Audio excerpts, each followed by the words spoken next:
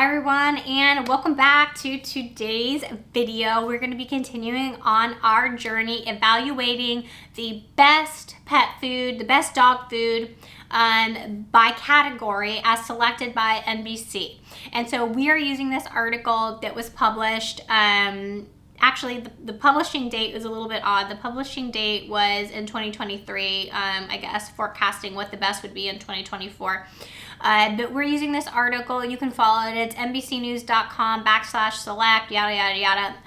I'll go ahead and put that on the screen so that you guys can follow along if you want and read the article. But you can just, Google NBC Select Best Dog Foods, and I'm sure that it'll come up. Now, today, the one that we are reviewing is the best dry dog food for sensitive stomachs. Hi, I guess I'll start here. Hi, my name is Doctorate. I am a general practitioner. For those of you guys that are new, my credentials are listed in the description box below. I've got a bunch of coursework that I've completed, and you guys can peruse that. But basically, my everyday is a general practitioner, and so I answer a lot of general questions, a lot of baseline questions, and that's why I have this channel to help you guys kind of understand at a very basic level pet food and how to read the label and how to pull out some of the marketing that is there to manipulate you. And maybe good marketing is to give consumers what they want, but not necessarily what they need, because consumers don't always understand what they need. And so that's what this channel is about. Now, this category, best dry dog food for sensitive stomachs, is a little bit of a touchy one, because this channel is not meant to provide nutritional advice for the medical management of disease. And so sensitive stomach is kind of really towing the line of medically managing a disease, because a sensitive stomach can be, or what we call a sensitive stomach, what people commonly call a sensitive stomach, can actually be the tip of the iceberg of some serious and potentially treatable underlying conditions, that may need to be addressed more than with just nutrition. Now, I'm going to go ahead and do this category, but keep that in mind that if you feel your pet has a sensitive stomach, you probably can watch this video, definitely watch this video, but then take the information that I am discussing and schedule an appointment with your regular veterinarian, and then discuss maybe some of these things in light of that appointment and a physical exam with a veterinarian that is acquainted with you personally. And so on this channel, I go through these things, but I don't give advice. I actually don't make recommendations, because I don't know you personally. I mean, we hang out here all the time. I talk to you guys all the time. I answer your comments. I answer your emails. I answer your DMs. But I'm not here to give you medical advice for your pet. I'm here to answer general questions and help you guys understand some of the marketing traps and things like that confuse you and frustrate you. And so keep that in mind as we're going through this food. The food that actually won is Instinct Original Grain-Free Recipe with Real Rabbit. Now, normally I think I've been asked about Instinct foods several times before. I think I might even have a puppy food review from way back in the day, and you can watch that video. I didn't have the PSS system, developed at that time. I was just kind of like just willy-nilly doing my thing, and so you can certainly check that out. But normally I wouldn't review this food because I don't recommend grain-free for the regular population. And this food also is raw, and we're gonna go into that a little bit more. But what the article is saying is many pet food diets are touted as grain-free, meaning they don't contain common carbohydrate grains like wheat, rice, and barley. But unless your pet has a gluten intolerance, grain-free diets aren't known to provide any additional benefits when compared to other complete and balanced foods. And so unlike their gray wolf ancestors, there's evidence that domestic dogs are perfectly able to digest carbohydrates, and that's according to Dr. Jonathan Stockman, who is one of the collaborators on this article. He is the assistant professor of clinical sciences at Long Island University College of Veterinary Medicine. And so that is totally true and widely accepted information in the veterinary communities. And you can check out some of the links down below. You can read that textbook that links down below for you guys. Grain-free, unless your pet has a gluten intolerance, and that can be worked up by your veterinarian, there is no really reason to feed a grain-free diet. there are some issues that have been swirling around, and some research that is ongoing, and that there may be some issues there. And so until we work through that, the veterinary community is saying, look, if there aren't really any substantial published benefits, let's just take a step back from grain-free diets until we can work this out. And so grain-free in general is not recommended. So they're already kind of getting a strike against them there. And usually I want to, have foods recommendations for you guys that are going to be good. I don't like to have bad ones, but this is, it's on here, so we're going to go ahead and review it. So let's go ahead and go over to the website. Now, while I'm pulling this up, I did email this company because all the information that I needed was not available. These are first impressions. I don't really dive into these foods very far because I want them to be kind of like how you guys would interpret it if you're just, picking it up off the shelf or doing some internet shopping. This is a little bit different because the article was here and I kind of knew, in advance how this was, how we wanted the flow to work, and I want it to be cohesive for you. So I did do a little bit of research on these before. Now, I didn't score them, but I just got the information together. And so for this food, you can go to instinctpetfood.com. That's where we're going to go to do the evaluation.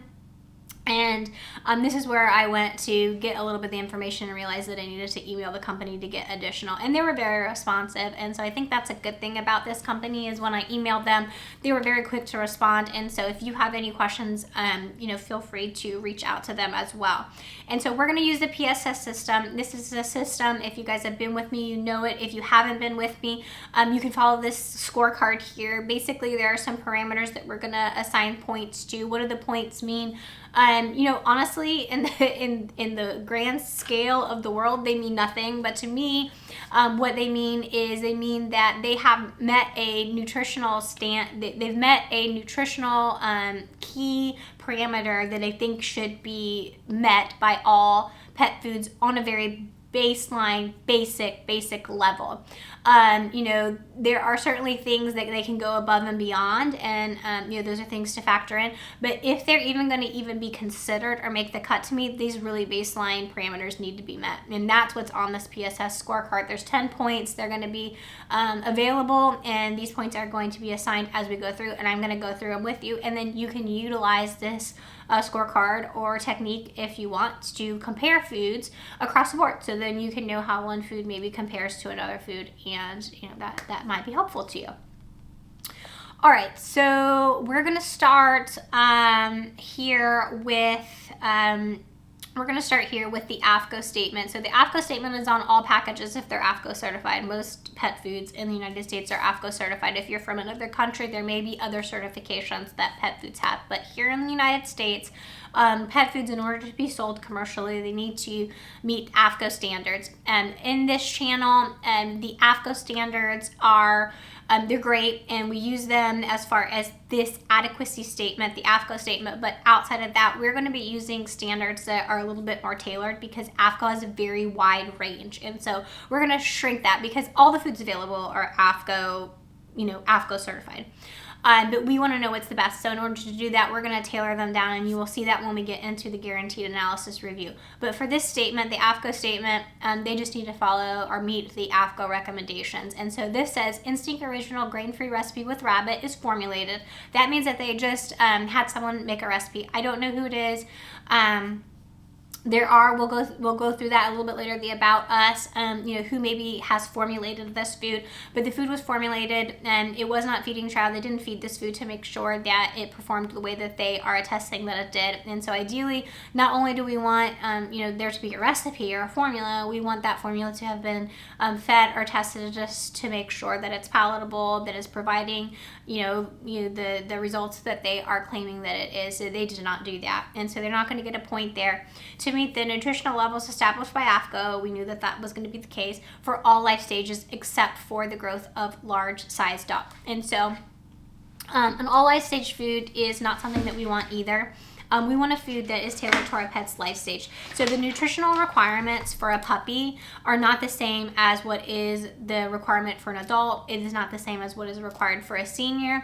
They can't be, because a puppy is growing really fast. It grows from this little tiny little thing up to, you know, maybe a 100-pound dog in the course of a year. And so that accelerated growth is not the same as that dog that is 100 pounds, and then we are trying to maintain that 100 pounds as it gets to be, you know, a middle-aged dog and even a senior. And so all life stage is basically the lazy man's way, in my opinion. And there is a very large range that you can be. That means if you are an all life stage, you know, all life stage food, you can have a huge appropriate range, because you can be appropriate for a puppy, and then you can be appropriate all the way over here for an adult. And so that's not what we want. It's being marketed for an adult, so why not just make an adult food? And the reason is because, you know, because of laziness a lot of the times. So they're gonna lose both points on the AFCO statement. We're not starting out real strong here. So all right, so 0 out of 2 on that. The next thing we're going to do is we're just going to jump right into the guaranteed analysis, because it is right here. I am going to take note that this is 524 kcals per cup and 446 kcals per kilogram metabolizable energy. Now, this metabolizable energy is a little bit on the high end. We want it around 4,460, so it's a little bit higher than what I would like, and we could do some adjustments, but we're going to go ahead and go through and see how close they are, and then if necessary, you can check out my dry matter basis video on how to do conversions, and you can check out the All in the Farmer's Dog on how to account for a little bit more calorically dense food. And so over here, the guaranteed analysis did not list all the parameters that we want on our PSS scoring system. So we need the calcium and phosphorus. That's not listed here, and this is also not on a dry matter basis. And so what we need to do is I need to find the parameters that were provided for me. All right, so I will pop up the numbers that they have provided for us here, and then, you know, we'll be able to do the comparisons together. So we're also going to have here my chart, which is the chart that I have compiled using small animal clinical nutrition. And a lot of you guys asked me about the numbers and various questions that are beyond the scope of this channel, because this is just like an introductory, these are introductory lectures. If you want to get more into it, feel free to read that textbook. I have it linked down below, full text, everything, all the, you know, I think there's like 33 chapters. Do read it, and it is a nice, invigorating read, but I know a lot of you guys are interested in that, and I always direct you to that. And so feel free to peruse that, you know, peruse that text that is listed down below. So let's pull up the adult dog guidelines. All right, so here they are. All right, so ideally for the adult dog, we want protein to be between 15 and 30 on a dry matter basis. Their protein is exceedingly in excess at 40.6%. Now, what does that mean? So a lot of people will put in the comments down below that there's no research to show, or research has shown that excessive amounts of protein do not cause problems in your dog, do not cause kidney failure, etc. That is true, but it's also not true. If you are checking your dog's kidney values, and you know your dog doesn't have any other underlying condition that excessive protein could exacerbate, like your dog does not have a liver condition or a liver shunt, your dog does not have a protein-losing enteropathy, protein-losing nephropathy, or any condition, and where excessive amounts of protein may be an issue, and you check that blood 2 times a year, great, you're golden. But if you don't, and I'm a general practitioner, I've been practicing for 15 years, and I recommend yearly blood work on pretty much every dog, and I can tell you the amount of people who do that is probably less than 10%. You don't know if your dog has one of these conditions. And by the time you find out your dog has one of these conditions and you've been feeding a food excess in protein, you have been exacerbating that condition for a very long time. And so there's no reason to do that. And so why would you want to do that? The reason why companies put excess protein in foods is because that's what the consumer wants. That's what the consumer has asked for, and they know that if they do that and they put that on the package and they put that in bold, beautiful letters, that the consumer is going to buy it. And so they give the consumer what they want because that's good business.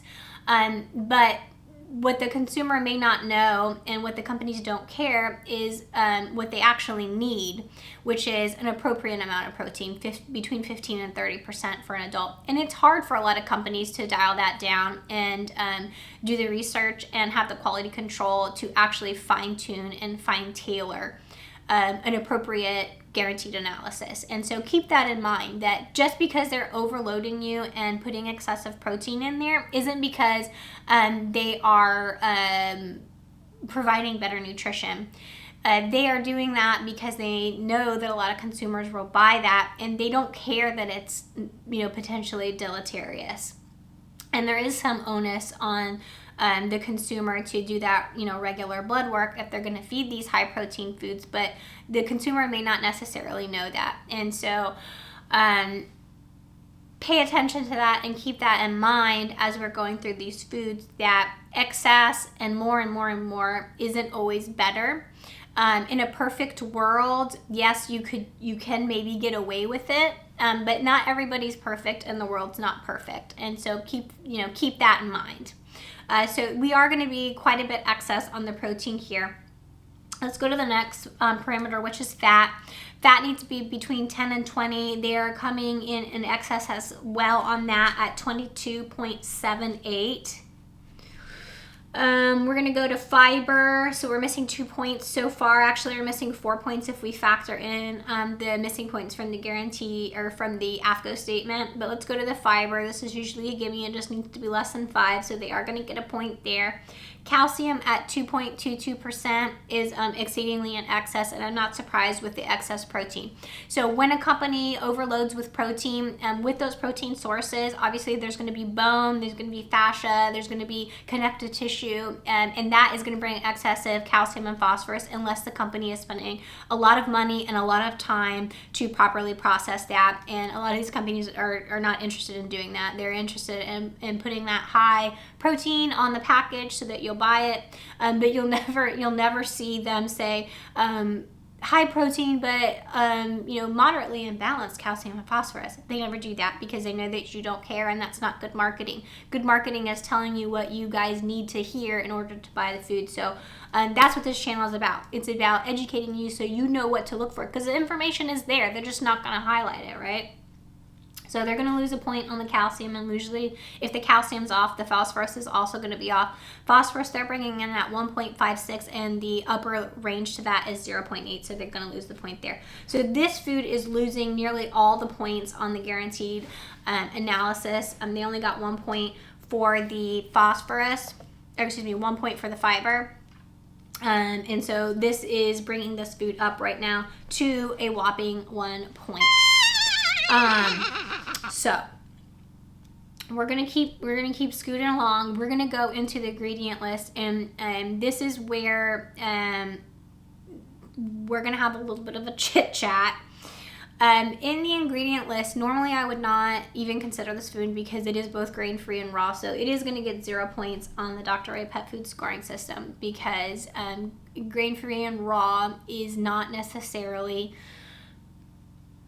a good thing for the general population. Now, it may be appropriate for your specific pet, and that's fine, but that is something that you should be not perusing the internet about, but you should be talking to your regular veterinarian on, and the regular veterinarian that has examined your pet and knows your pet's specific needs and can discuss with you the risks and the benefits of doing that outside of the mainstream approach.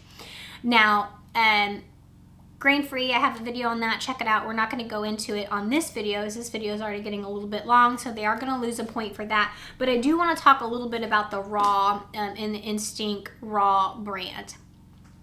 I'm not a fan of raw.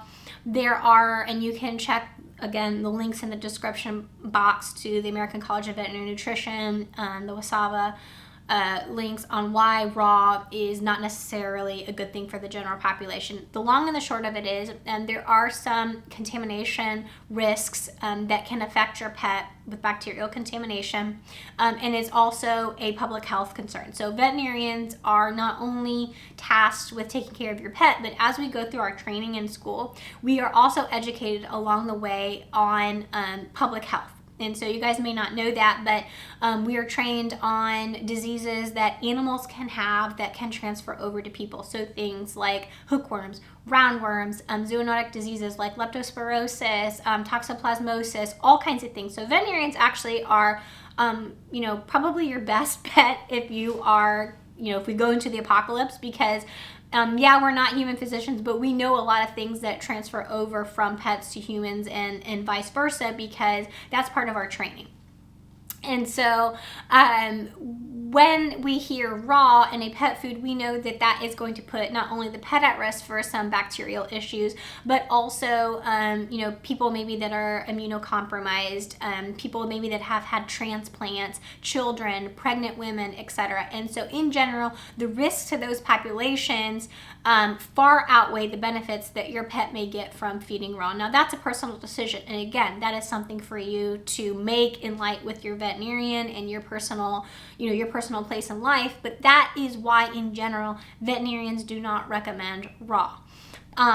This food, however, if we're going to, I want to give you guys what you want, right? I want to give you guys good options. And so as far as feeding raw, if that's something that you are not going to be dissuaded from, and you're going to do it anyway, then I would say that this food may be a better option than others as far as the raw component. Now, as far as the guaranteed analysis, that was a disaster. But as far as raw and how they process raw, that it may be a little bit better, because this particular food is a HPP food, or a high pressure processed food. And so of all the ways that you can produce a raw food, high pressure processing is probably the best, because it has the least chances that contaminants are going to get through the process. Now, this video is not about high pressure processing.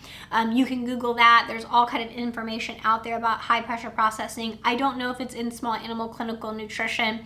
I did my research on the HPP processing through different means, through the Veterinary Information Network, but that might be a good way if you're going to do raw. Now, on the other hand, it's kind of silly in this food, because all they do is they take a food that is a kibble and extruded and processed in the same way that other kibble is, and then they just spray on a little bit of raw. So I don't understand how that's even providing any significant benefit if you are a proponent of feeding raw. I'm not sure how just simply spraying raw on there is going to fulfill those needs that you have.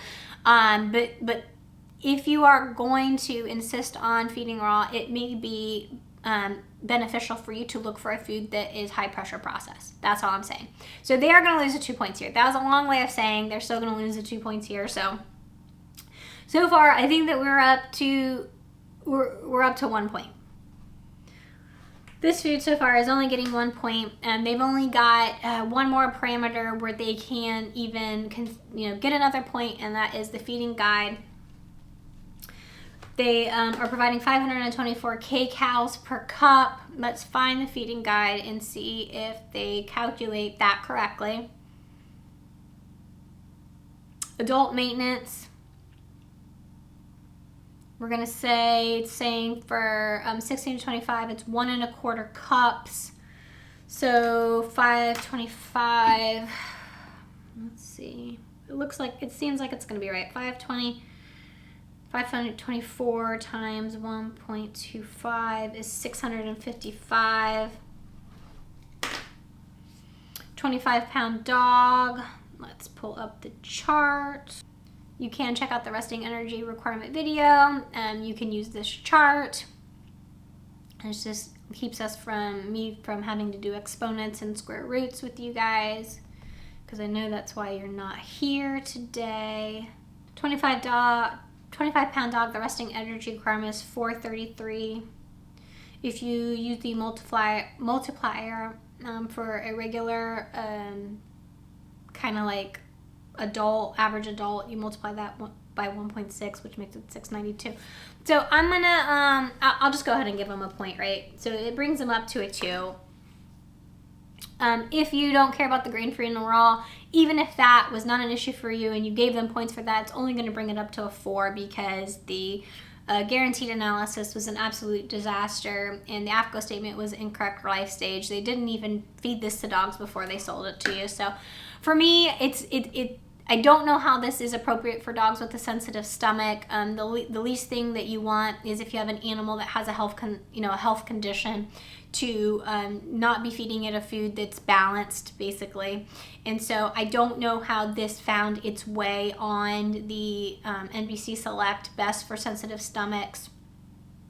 It even is contradicting itself because in the article it's saying that Dr. Jonathan Stockman doesn't feel like it's appropriate. So so the Instinct original grain-free recipe with rabbit is going to be a 2, and you may score differently for you, so feel free to tell me how you scored it. But for me, it's probably a pass. If it's something that your pet has a specific nutritional need for something like this, it may be wonderful for your pet. If your vet has discussed this with you and has put you on this food, do not change it because what I am saying. I am not making food recommendations to anybody. I am showing you how to work through the foods. Obviously, you and your veterinarian are the utmost the last authority on what you feed your pet. I'm just trying to point out to the general population how to kind of work through these things and why a lot of veterinarians say what they say. So I hope you enjoyed it. Next week we'll continue on the journey. Let's see what we have. We've got some budget-friendly options available. We've got some weight management options, and then we also have the best dry dog food for adult large breeds as well. So I don't know if we're going to go through all these parameters, but we might do one more. See how you guys like. Leave me comments down below if you want me to continue this series and continue going through these, or if you guys are ready to move on, let me know that as well. We can also do the cat. So I hope you guys enjoyed it, and we'll hang out again real soon. Bye.